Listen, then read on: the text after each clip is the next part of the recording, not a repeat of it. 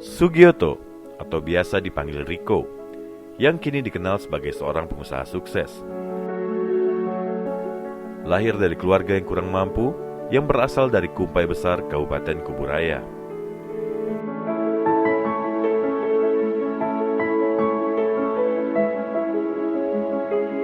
Kesuksesan yang kini ia dapatkan bukanlah dengan proses yang mudah. Sedari kecil ia sudah gigih bekerja demi membantu perekonomian keluarga. Mulai dari bekerja di toko kelontong dan pekerjaan-pekerjaan lainnya yang ia lakoni semenjak duduk di bangku sekolah dasar. Masa kecil saya boleh dikatakan jauh lah ya daripada anak-anak muda sekarang. Kita dulu waktu itu tinggal di kampung, lahir di kampung, ya orang tua kerja pas-pasan. Apa yang kita rasakan juga semuanya dalam bentuk pas-pasan.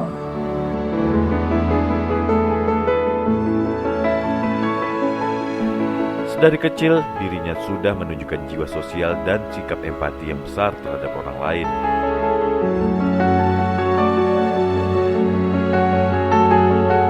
Salah satu kisah yang hingga saat ini dikenang bahkan oleh banyak warga di kampung halamannya adalah kisah persahabatannya dengan seorang yang bernama Dedi yang sedari kecil telah menderita cacat pada kedua kakinya. Dia setia dengan kawan, jiwa sosialnya kuat, ada kawannya yang cacat, nggak bisa berjalan, setiap hari itu pasti dia gendong. Dan Niko rumahnya Kumpai, menghampiri temannya sebelum sampai sekolahan, mengambil ke rumah temannya itu yang namanya Dedi, kakinya cacat. Jadi setiap hari dia ngambil gendong sampai sekolahan, sudah pulang juga begitu gendong lagi ngantarkan ke rumahnya.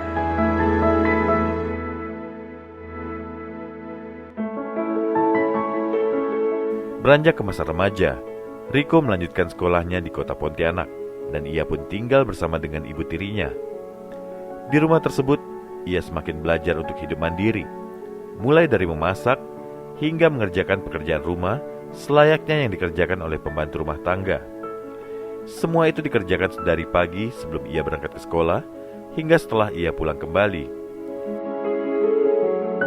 Akhirnya seorang sahabat yang merasa iba padanya menawarkan Riko untuk tinggal di rumahnya. Kita seorang laki-laki bagi orang saya sekarang untuk pekerjaan rumah kan nggak masuk akal. Saya merasa tuh nggak enak juga yang kita seorang laki yang nggak enaknya begini. Kenapa pagi-pagi kamu mesti bangun pagi ya, lap rumah, masak bubur segalanya untuk adik-adiknya, ibu tirinya anak-anaknya gitu, ya kan? Dan paling mulainya lebih pasti waktu itu dia kena penyakit cacar air, kena cacar air, ininya sampai umur dia yang waktu itu ya, takutnya menular, kasihan loh, menular. Jadi daripada itu dia tinggal di rumah kita, mulai dari itu.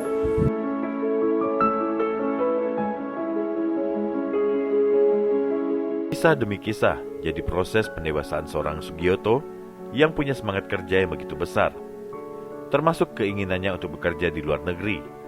Walaupun ujung-ujungnya ia harus menelan pil pahit karena termakan janji manis oleh agen penyalur pekerja palsu. Saya melihat, wah kerja di Taiwan banyak duit nih. Teman-teman saya kerja di Taiwan kirim duit terus pulang untuk orang tuanya, bangun rumah, itu ini. Saya juga kepingin seperti itu. Kayaknya saya ini ke orang tua saya pendidikan, saya buat paspor lain dan ini, saya berangkat di Jakarta.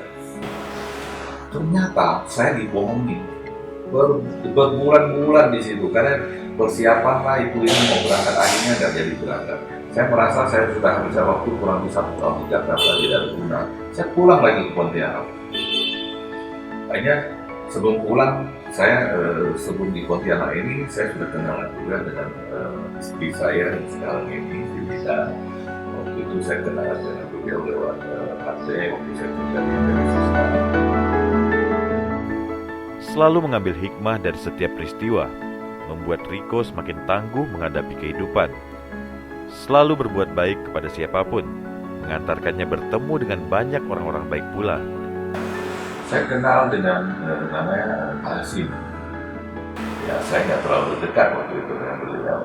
Setelah beliau kenal dengan saya, beliau ada masalah untuk perpanjangan SIM, STNK, motor, kendaraannya.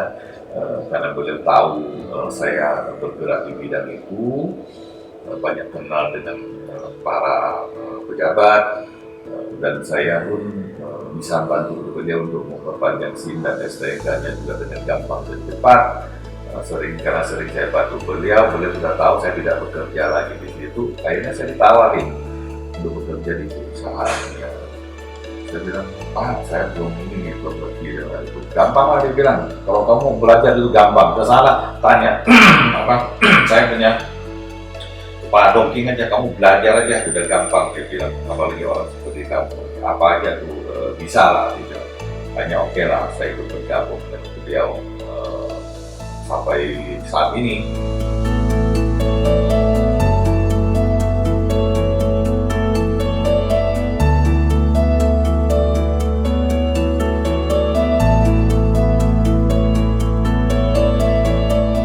Anak kampung yang sedari kecil sudah menunjukkan kegigihannya itu, kini menjelma menjadi seorang pengusaha sukses. Baginya, pengalaman adalah guru yang paling berharga. Betapa hidup telah menempa dirinya menjadi seorang yang tangguh. Walaupun demikian, Riko tetaplah seorang yang berempati terhadap orang lain. Ia tetaplah seorang yang rendah hati dan masih punya banyak mimpi untuk memberikan manfaat bagi orang banyak yang suatu saat mimpi itu satu persatu akan diwujudkannya.